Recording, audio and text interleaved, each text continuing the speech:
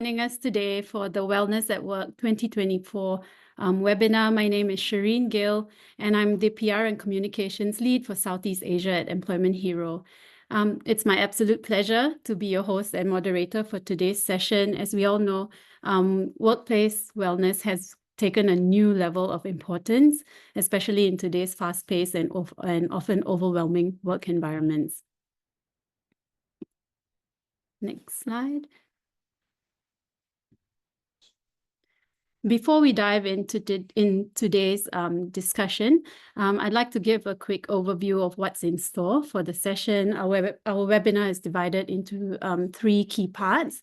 We will start off by going through the latest data and insights from our 2024 Wellness at Work report, focusing on how employees in Singapore and Malaysia are coping with work-related stress and burnout.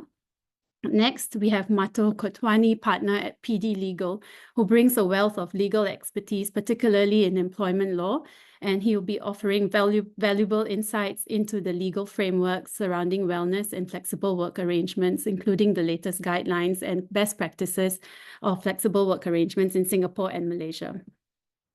Finally, we have an engaging panel discussion featuring experts from the legal, marketing, and finance industries. This will be followed by a Q&A session where you can ask our panelists your burning questions. I encourage all of you to actively participate throughout the webinar. We really want this to be as interactive as possible, so please feel free to ask any questions, share your thoughts, and engage with us. Next slide. Yeah. So to kick off, let's take a look at key headlines from our 2024 Wellness at Work report. Do you feel stressed or burnt out at work right now? I think a lot of you, some of you may feel burnt out or stressed, and some of you may not. It would be great if you could answer the poll questions. Sorry. I think one of the most pressing issues we're seeing across the board is high level of stress and burnout amongst employees in Malaysia and Singapore. Next slide.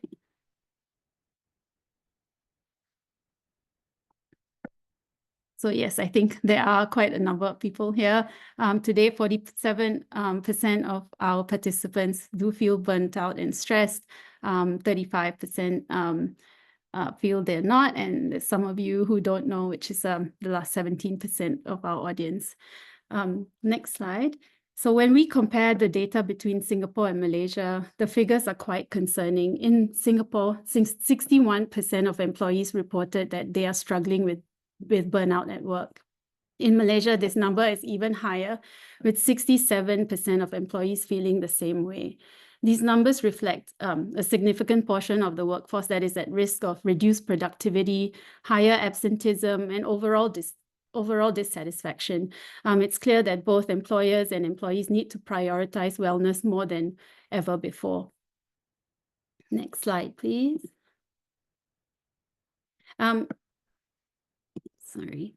So what's driving burnout? The data shows that financial stress and the cost of living crisis are the main sources of stress in both countries. And I think we can see this as well globally. These financial pressures are not just a personal issue. They tend to spill over into the workplace, affecting employee morale, focus, and engagement overall. Next slide. Interestingly, when asked what perk outside of pay would convince them to work at a company, employees in both Singapore and Malaysia overwhelmingly pointed out that remote and flexible working options were one of them. This suggests a strong desire for work arrangements that offer greater autonomy, balance, and flexibility, which employers should consider as part of their talent retention strategies. So what can employers do or managers do to better support your teams? First and foremost, I guess, to be human, treat your employees with respect, care, and empathy. It's essential to take the time to understand each individual's capabilities, diverse backgrounds, and communication styles and triggers. I guess everybody needs a more personalized approach to management, and that management can make, and management can make a significant difference in how their teams feel supported overall. In addition to that, we want to be able to prioritize mental health, employee resource groups, creative or more supportive environment for the teams at work, and also overall work-life balance. I'm actually going to pass on to Mato, who can take us through flexible work arrangement guidelines for Singapore and Malaysia. Over to you, Mato. Thank you very much, Shireen. Hello, everyone. Thank you for taking the time to attend today. I think most of you, at least those who are from Singapore, would very well know by now that later this year in December onwards, the government is going to put in place legislation to formalize flexible working arrangements. This was something that has been work in progress for quite a few years. Started out with a study and some certain white papers and guidelines published.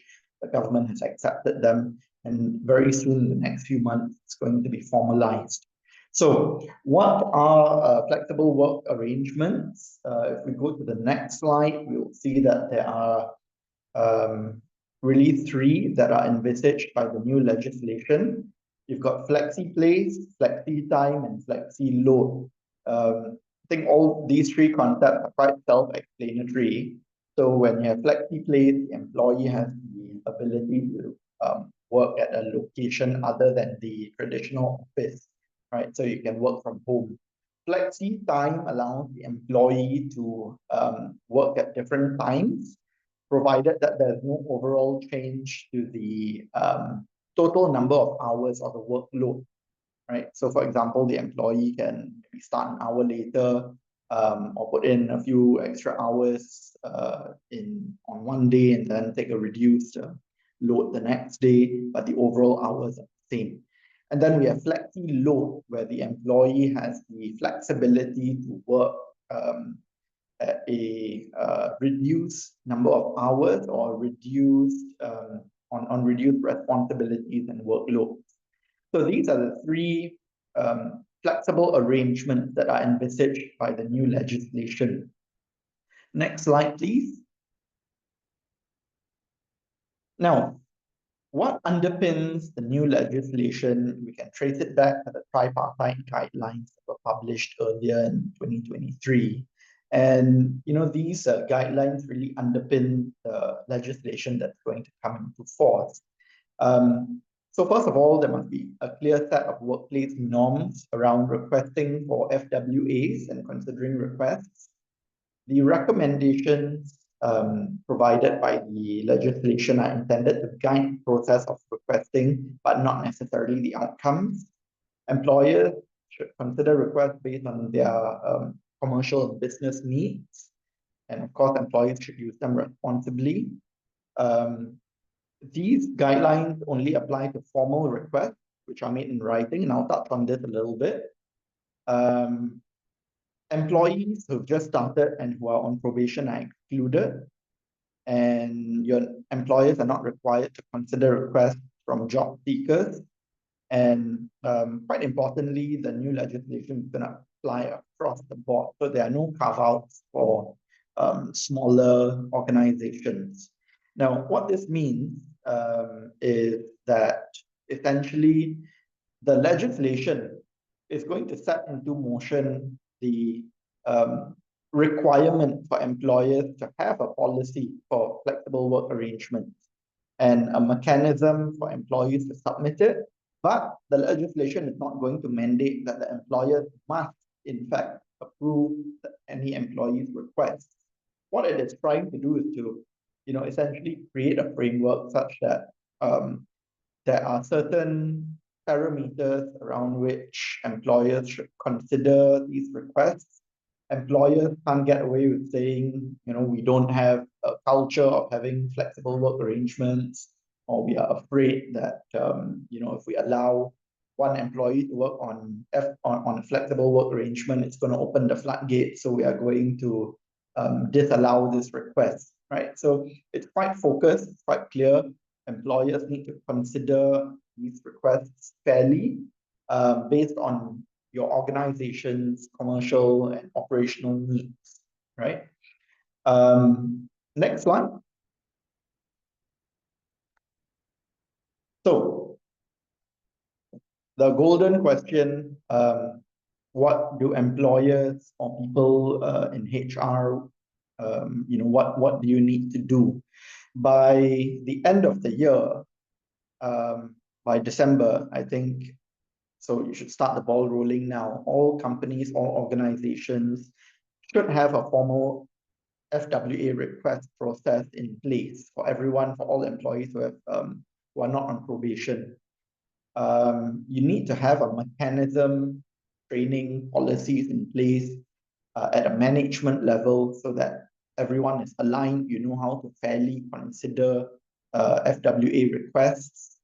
And although it's not a requirement, it may be good to include information about your FWA policy in job advertisements as well, just so that you set expectations. You don't want to onboard the employee and then have a situation where there's a mismatch. The employee thinks that you've got there's a reasonable chance they will be able to get a FWA arrangement, but your policy is a bit different, right?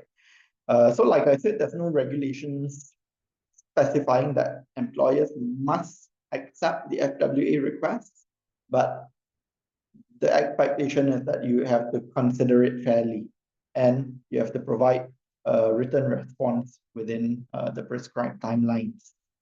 Next slide. So this is how the process will be. If an employee wants to make an FWA request, they will make it in writing. Now, the legislation sets a baseline. The FWA request needs to be in writing, but beyond that, it leaves it open to the employers to have build on that and have your own policies in place as to how employees can submit their formal FWA request. If you don't have it, and I would really suggest that you do, because if you don't, it's going to be very messy. You can have employees writing in via WhatsApp, via email, or through your HR portal, and then you've got all these different modes of FWA requests being made. And if you don't have a formal policy in place stipulating that employees need to make an FWA request, for example, via email, then it gets very messy. And then as an employer, you do have that 2 months period, right, that starts running from the time the request is made in writing. So if you have very clear policies,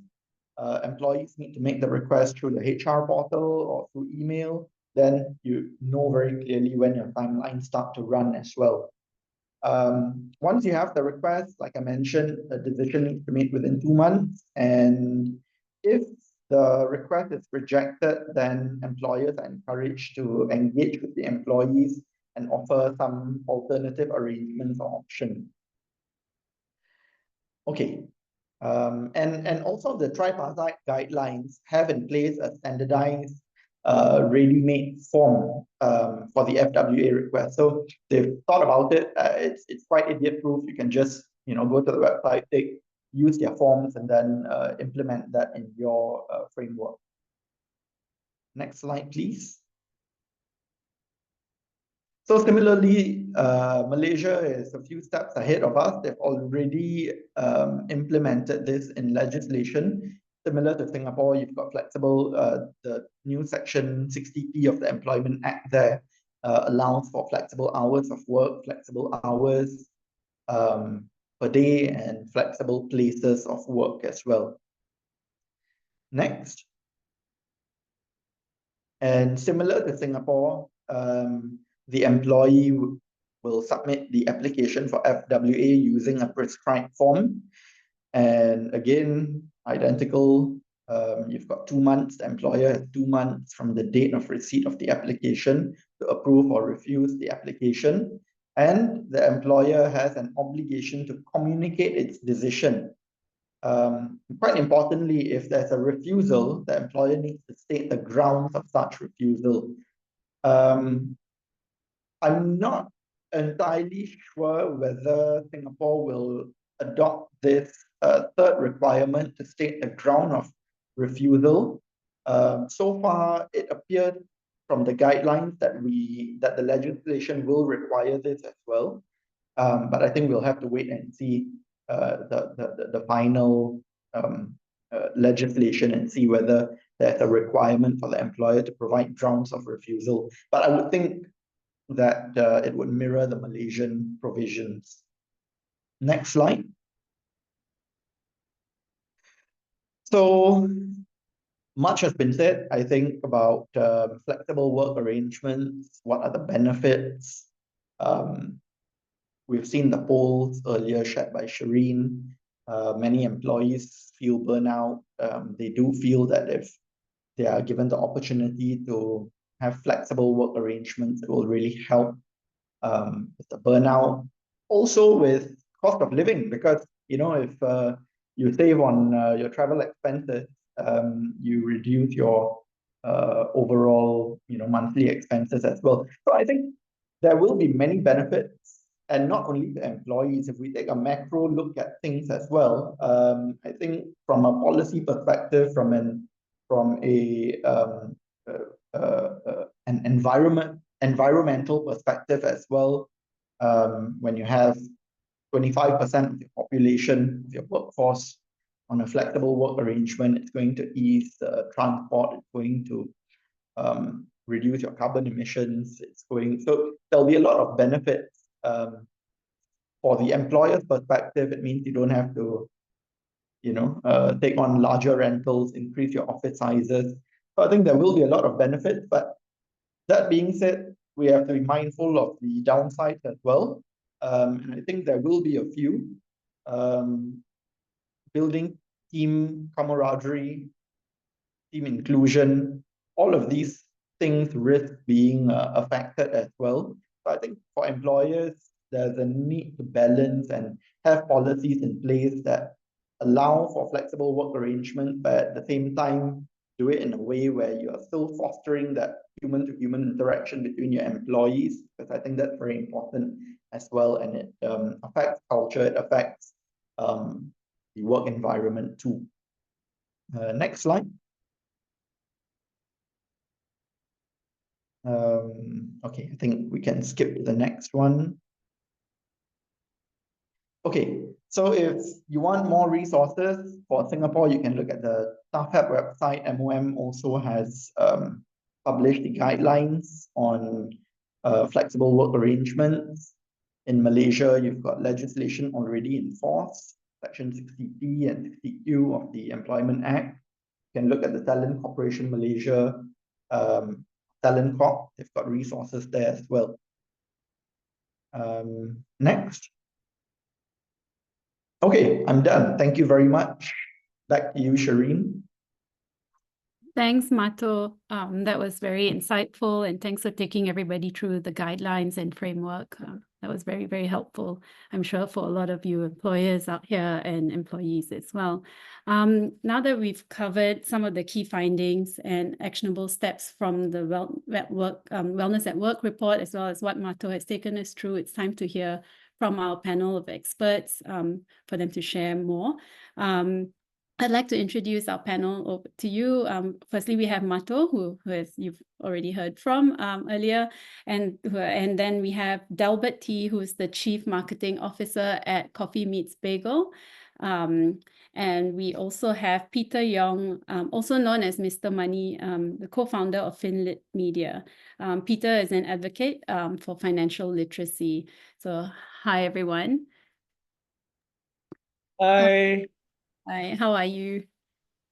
Good. Good. Fantastic. That's great to hear. I'm just going to I'm going to share the first question. I think this one's for you, Peter. From our 2024 report, a main source of stress in Malaysia has been financial or related to the cost of living crisis. In the last 2 years, what shifts have you seen around financial wellness that could be contributing to the 67% of people feeling burnt out? I think for Malaysia in particular was because of the weaker ringgit that we experienced. Yeah, so because of that, many of the imports that are brought into Malaysia are priced much more higher.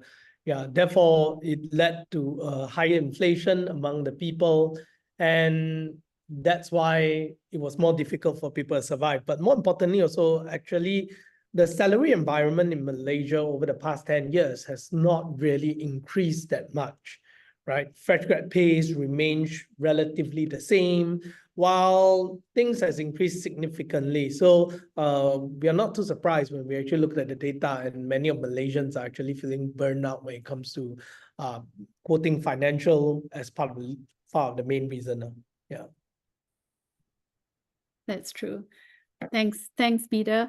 The next question is for you, Delbert. In Singapore, around 35% of the people who reported having experienced burnout said that it was work-related. What do you think has been the contributing factor to professional burnout?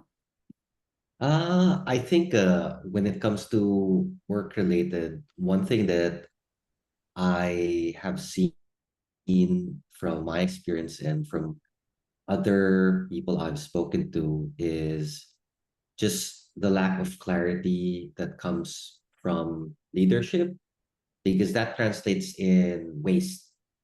When you have waste at work, you're actually doing stuff that doesn't translate into a work product or impact for the company.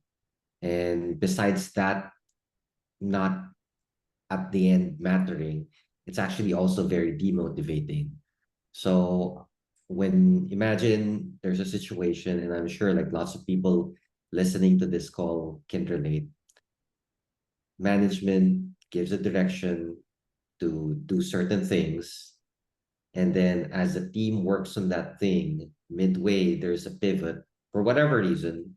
It's not a judgment whether that was the right thing and the wrong thing, but for whatever reason there's a pivot, and because of that pivot, that translates into the team going back to the drawing board. And I think this happens more often than we'd like.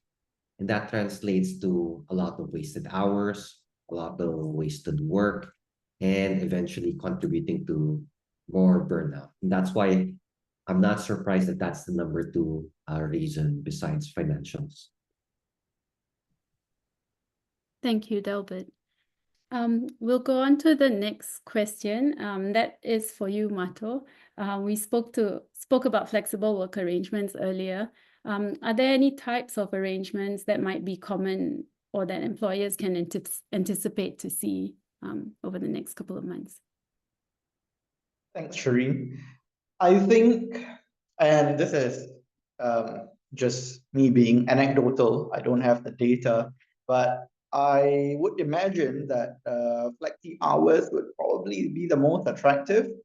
I think in terms of you might see perhaps the older generation trying to apply for a flexible workload more, but for those who are the younger employees to maybe up to in their 40s, 50s, they will probably be more inclined towards applying for flexible hours arrangement, which means that they will have the ability to perhaps start work a little bit later or earlier and manage and reclaim a bit more freedom in terms of their work-life balance, right? So I would imagine that is what is going to be quite popular in Singapore, and I dare say Malaysia as well. Thanks, Mato. Yeah, I agree. I guess that it really depends on, the different, where you're working and, at what stage of life you're in. And so if you're a parent, then you probably need a different type of flexibility in terms of their working hours. And if you're younger or older, then it really depends on each individual. Okay, so the next question is for all three of our amazing panelists, or whoever would like to take this. What are some of the practical approaches you've seen or implemented yourself to enhance the wellness of employees? Who would like to take this?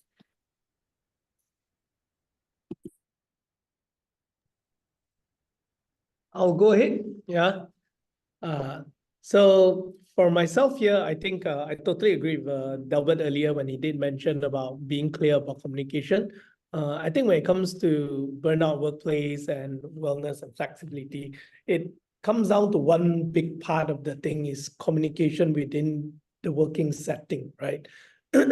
So in my office here, there are a few things that we implemented. One of it is which where the communication is set in such a way that the rules it has to be very clear.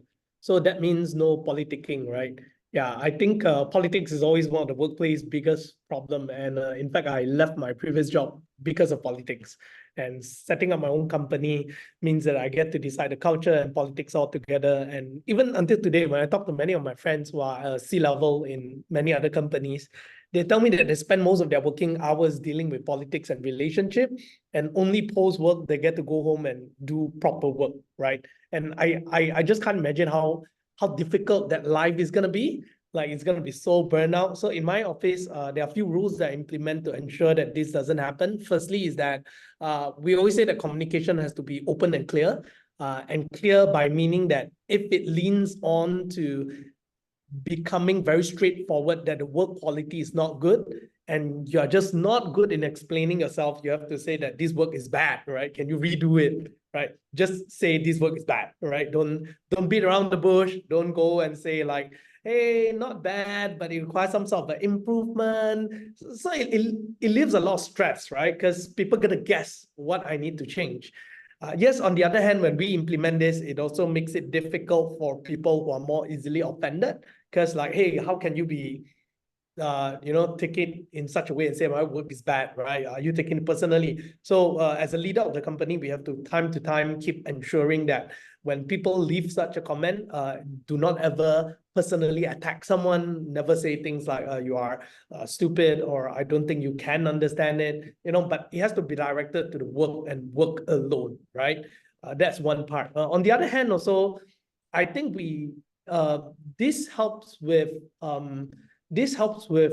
flexible work arrangement, because I think as an employer myself, I think one of the most difficult part is when our employees started asking for flexible work arrangement, because you can't really see what's coming up, right? You can't really supervise and know what's their delivery. But here I think it's where, as a responsibility of a business owner and as a manager, it's one very big important skill set that you have to implement and know is to define deliverables, right? When you can define the weekly deliverables for your team, whether is it measurable or non-measurable, you can go based on that. Then for us, once we define that, we just tell our staff this thing. I don't really bother whether you work from home, you work from Bali, you work from Singapore. All I care is by this time and when this is delivered. And for a softer things, like for example, the other day we had a new manager coming into our office. I told her a very simple thing, right? Because she wants to go home to have dinner with the kids and everything.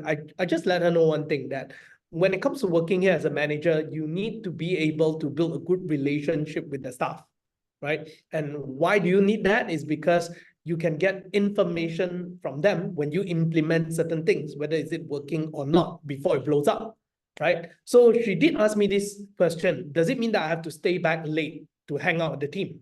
And I told her this one thing, that you don't have to. It doesn't matter how you get that information, whether you have a one-on-one talk with them, you invite them for dinner, or whatever that you're going to do.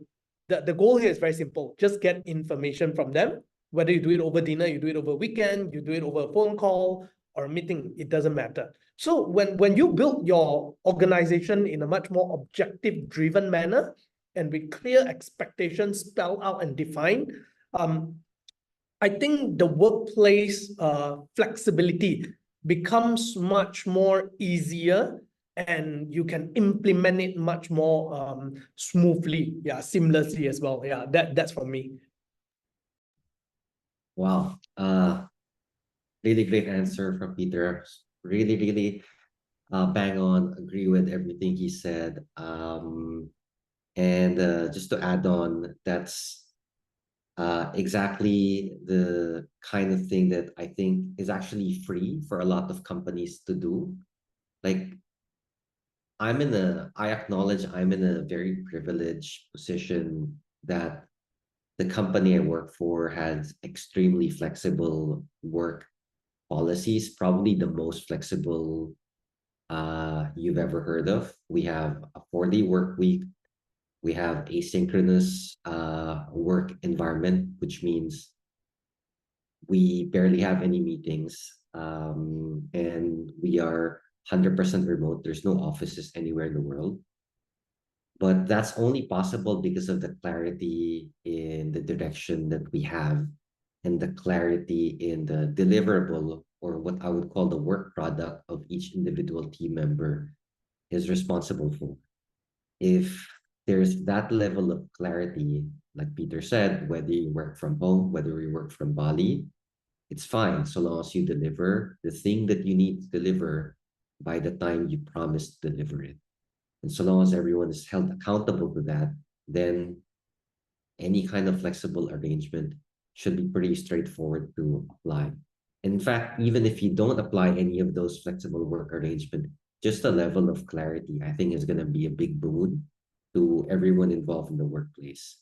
So if there's one thing I can add, I would say that's very tactical, but I think actually is something that helps a lot just with stress management. I think it's when people ask for stuff within the company, the onus should be on them on when it's needed. I think one thing that happens a lot is context switching. You know, when you're working, someone sends an email, someone sends you WhatsApp asking for this thing or that thing, and then you stop whatever you're doing to respond to that because you're thinking of everything as urgent or needs to be done right now, especially if it comes from the boss. That actually translates into a lot of stress because you are backloading other things that you might have on your plate, and you are context switching, which takes a lot of mental load. So I think one very tactical thing, very, very simple thing that a lot of leaders can do, and not just leaders, actually everyone in the company, whenever you're asking for anything, be explicit. Is this urgent? If it is urgent, when do you need it by? If it is not urgent, explicitly say it's not urgent. It's simple communication. It's a simple communication tip, but it goes a long way in helping people just manage their workload a lot better and therefore ease a lot of the stress. Great. I don't really have very much more to add. I completely agree with what Delbert and Peter have said, especially on communication. I think as employers, as organizations, giving employees flexible work arrangements, yes, it's important. And I think it's a immediate fix, but it doesn't fix all the problems, right? So if in an organization you have terrible culture, lack of communication, all of these other issues, giving them flexible work arrangements is not going to solve the problem. In fact, it can exacerbate the problem, right? Because everybody is working remotely, and then you have breakdowns in communication that just leads to more stress. So I think as employers, those in management, we need to have a very keen eye on your on your people, on your internal cultures. You would also want to, like what Peter said, right? If there are any negative behaviors, if there are any brewing of toxicity, I think it's important to step in and arrest that immediately, because then otherwise it spreads. And so I think there's a need to be very alive to all of these issues. Otherwise, just increasing salaries, giving them flexible work arrangements is not going to solve the problem. And I can speak about it from a bit of personal experience because the legal industry, over the last few years, even with COVID, we have seen we were also victims of the Great Resignation, right? So there were a lot of younger lawyers who were leaving, going in-house. And the temporary fix was to just increase salaries across the board. But then we realized that actually, as a and this is across the board amongst different law firms, it's not going to solve the problem in the long run because yes, employees might stay on for another year, take the money, and then eventually still leave, right? So I think we need to look very holistically at where the problems are going to arise, especially in this new work environment that we have. When we are working remotely, I think it brings a lot of benefits, but there's also something that is lost. And I can again go back to personal experience. Pre-COVID, all lawyers were going to court. You would wait for your cases to be heard, and in that time, sometimes you're waiting for 1 hour, 2 hours for the judges to call you. And in that time, we would be interacting with other lawyers, sometimes opposing counsel as well. And that was very important, especially for young lawyers, because you learn interpersonal skills, you learn how to communicate with your peers, opposing counsel as well. And it benefits the clients because sometimes when you're negotiating, you've built that rapport with other lawyers, with your opposing counsel. So it makes things easier. But post-COVID, everything is by Zoom now. So the younger lawyers don't show up to court anymore. Everything is by Zoom. But we have gained a lot in terms of flexibility, in terms of, we don't have to travel and waste time waiting there, but we lose a lot of the human interaction, right? So if we translate this to flexible work arrangements, I think there needs to be a balance. We need to have a system where employees are benefiting from FWA. They have it brings them a bit more happiness and peace with working from home, but also being deliberate about fostering culture and ensuring that you have a model where it fosters this human-to-human interaction as well. Because that, I think, is also very important. Thanks, Mato. Okay, so thank you for that. I think I'm just going to move to the questions from the audience. I think one of the top voted questions we have here from the audience, I'm just going to read it out, is what if the company already provides a FWA arrangement? Do we still need to have a policy in place? I think this would be more for you, Mato, to answer. Sure. The short answer is yes. And the simple reason for that is, look, you might have your general policy which says that employees can, work from home 1 day a week, 2 days a week, but you may have an employee with different needs, right? They might say, look, I thank you for your flexible work arrangement. I don't need to work from home. I just need a flexible hours, right? Or I cannot work from home because it's not conducive for me to work from home. Can I please request flexible hours instead? Or can I have flexible workload? So you need to have a mechanism in place to allow employees to apply for it. But then again, it doesn't mean that you need to accept it, right? You can look at your organizational needs and then decide whether to grant that employee this option or not. Thanks, Mato, for that. We have a second question.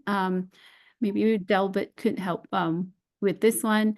Could you share, in your opinion, what are the most unacceptable reasons to deny FWA requests? Example, like enforcing culture and etc. The one that I would say that I disagree with the most is when, and I've heard this reason, wherein I'm thinking of the best way to the most diplomatic way of articulating it, but it's something along the lines of,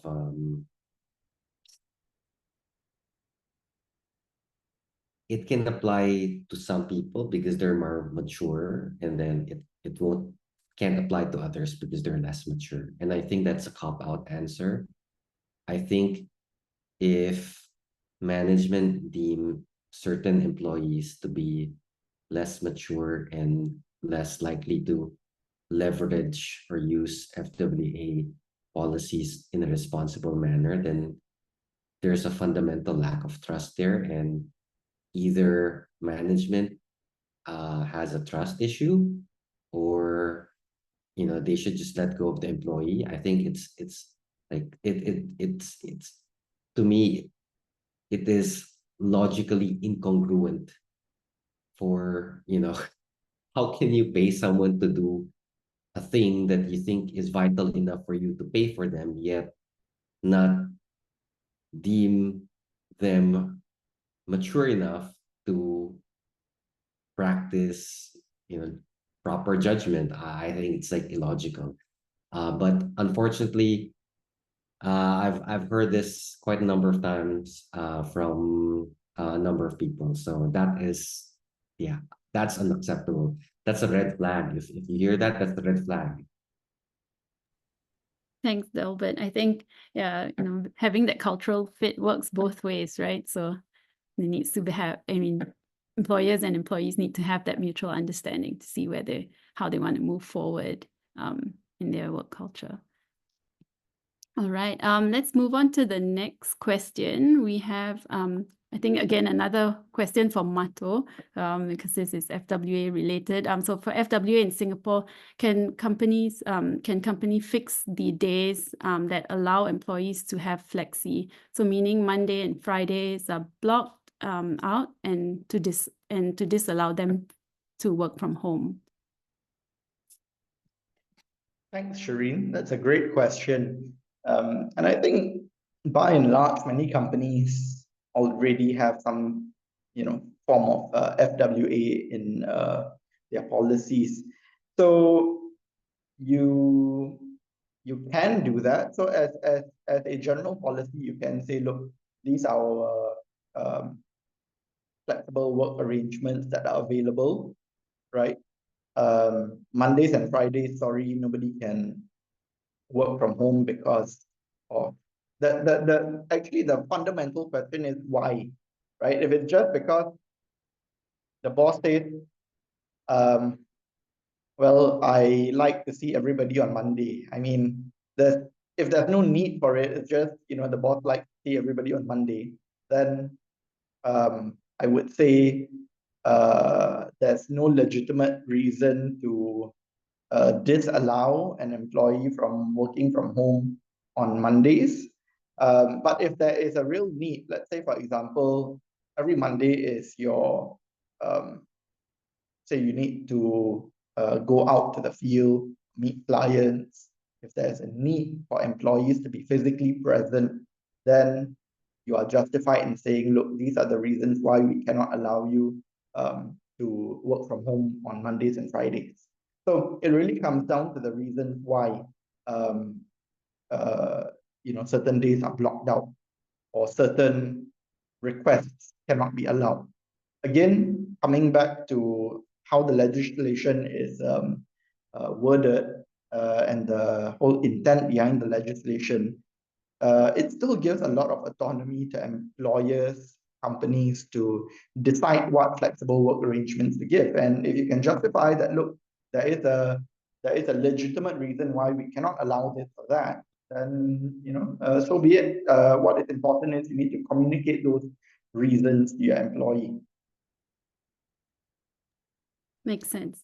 Thanks, Mato. And this one's also for you. So interns are not covered under the Employment Act. Are they eligible to apply for FWA? Current policy is needed, would need them to be on site every day so that they can get the guidance from senior mentors in the office. Yeah, so I'm pretty sure there'll be carve-outs for this, because the legislation is only designed to allow FWAs or to have in place a mechanism for employees, right, full-time employees to apply for FWAs. So interns won't fall within that pool. Thanks, Mato.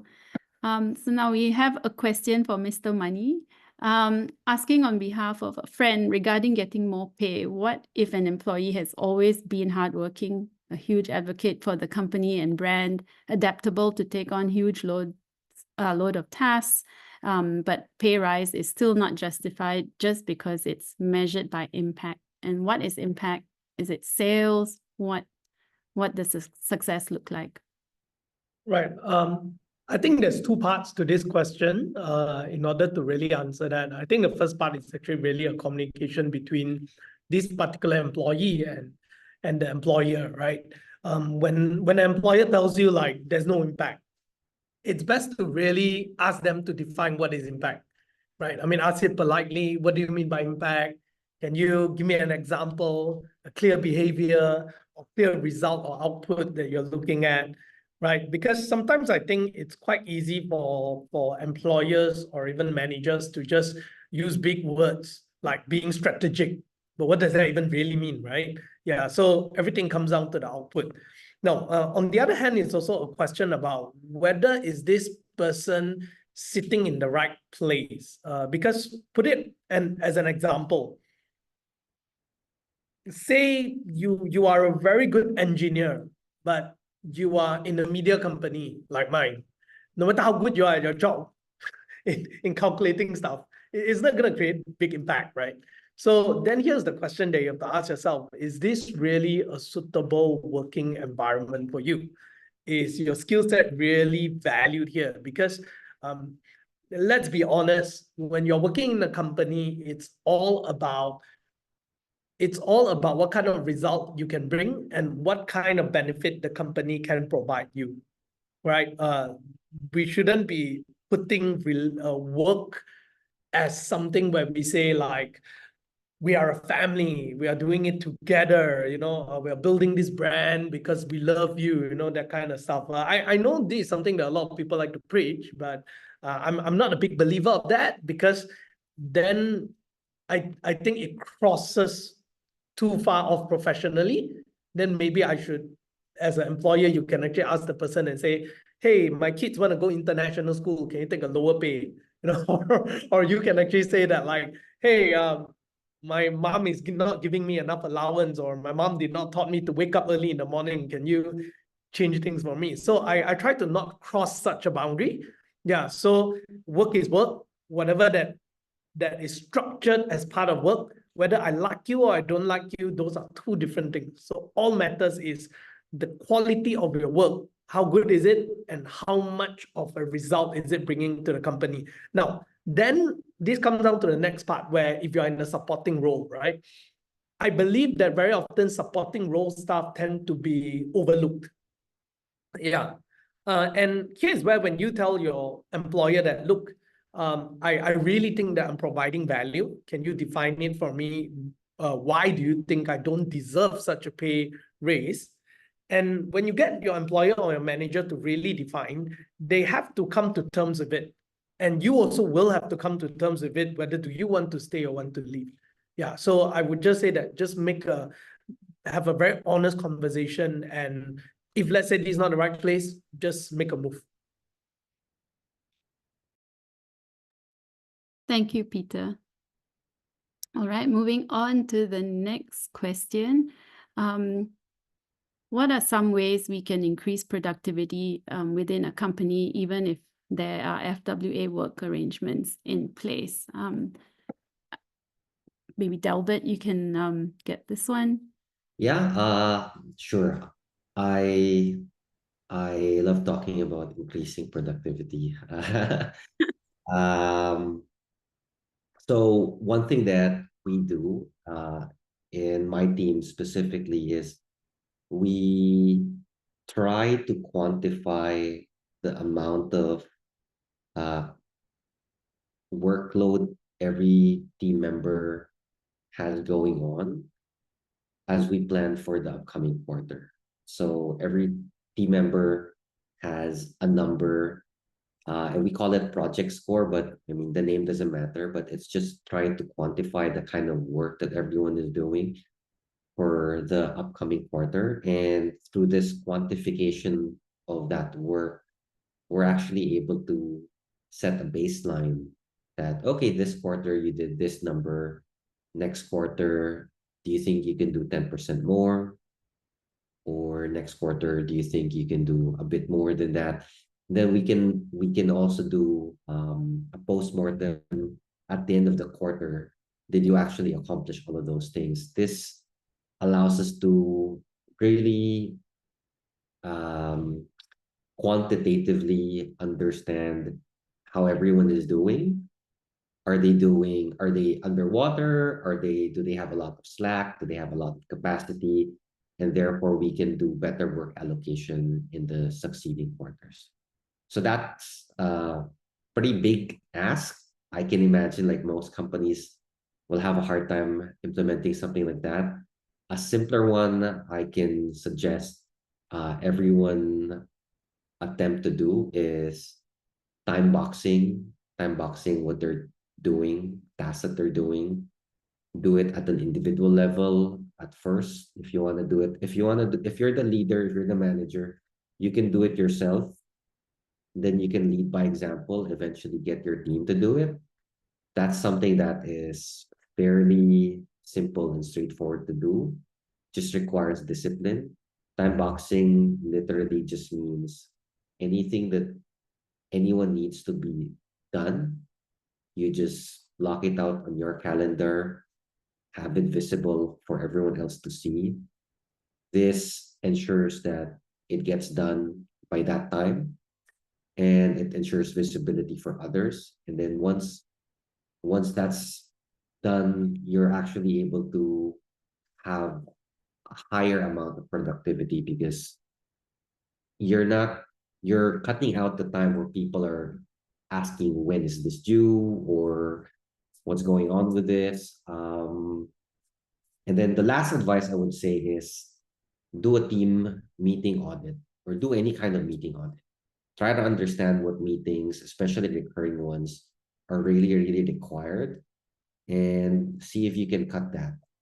We do this a couple of times since I've joined CMB, and I've cut down my meetings now to maybe like less than 4 hours a week.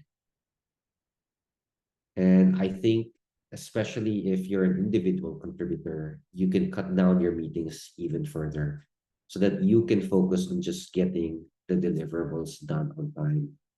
And that will leave you a lot more time for other things that help with, wellness at work. That's amazing, Delbert.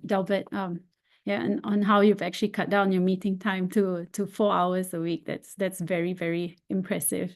Yeah, so since we're on the topic of productivity, and also you touched on leadership earlier, I've always been a believer that leadership has everything to do with employee well-being or work-life balance. Am I right in saying this?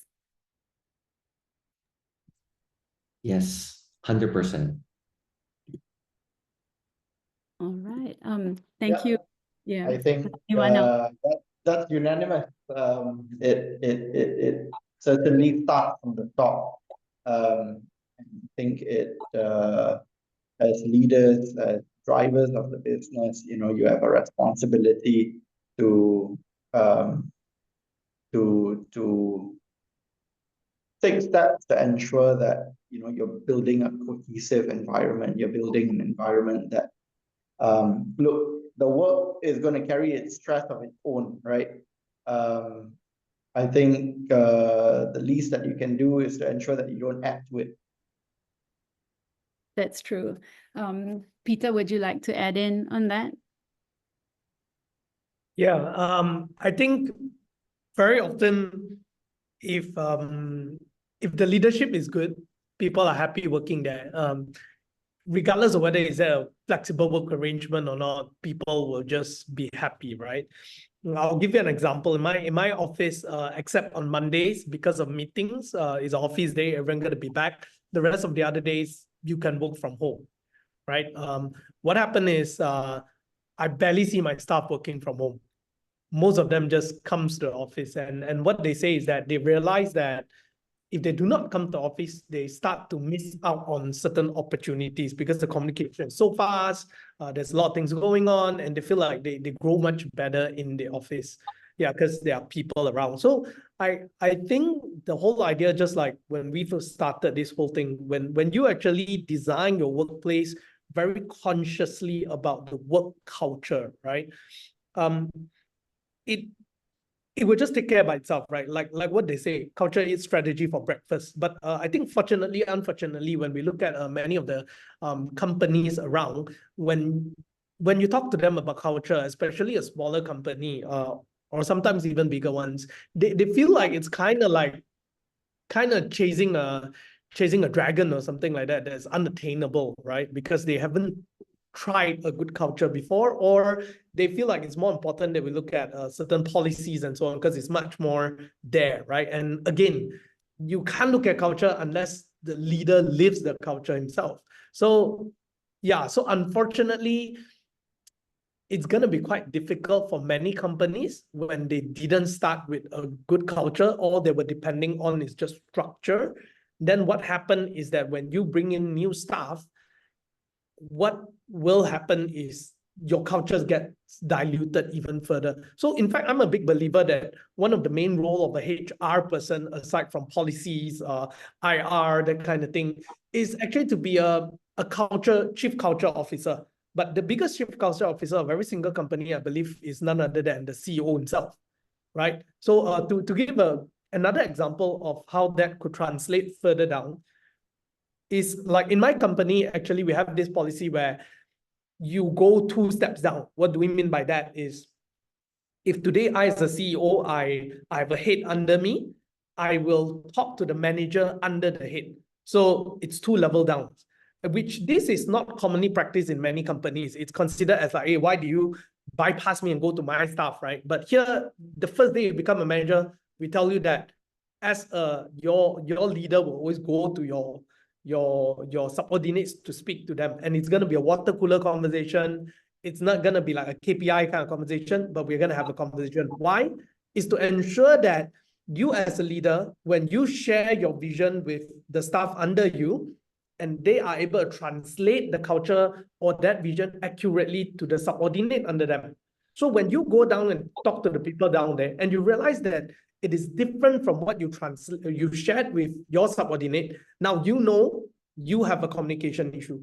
You also know that that person did not translate it down. So you can nip the problem at the butt itself in terms of productivity, in terms of culture, in terms of company direction. So I think when you are able to set up all these kind of things, you will actually end up have a much more productive environment, and you will pay less. You will not need to be so rigid about certain things like, do you work on Monday, do you work on Wednesday, yeah, in the spirit of it, if everyone gets it right, then yeah, it will grow by itself. That's my personal opinion. But again, I'm just a 20 people company. I'm not running 100 over people company. So I'll still wait and see whether this can translate down to 150 people kind of size. Thank you, Peter. Yes, you're probably 20 and growing, and I'm sure you might be, getting lots of applications after this, after this webinar. All right, everyone, thank you so much. Thank you so much, Mato, Delbert, and Peter, for your time today. You guys were amazing. Thank you to all of our participants who joined us today. I know it's midweek and everybody's obviously hustling and busy hustling the week. So thank you so much. You'll receive a survey post this webinar shortly once you log off, yeah, we hope to see you again soon. And also, if you do have any questions, you can always drop us an email, or and also have a look at our Wellness at Work report that is on our website. And I think we will also be sharing the link with you. Thank you, everyone. Thank you, everyone. Bye-bye. Bye. Thank you. Thank you.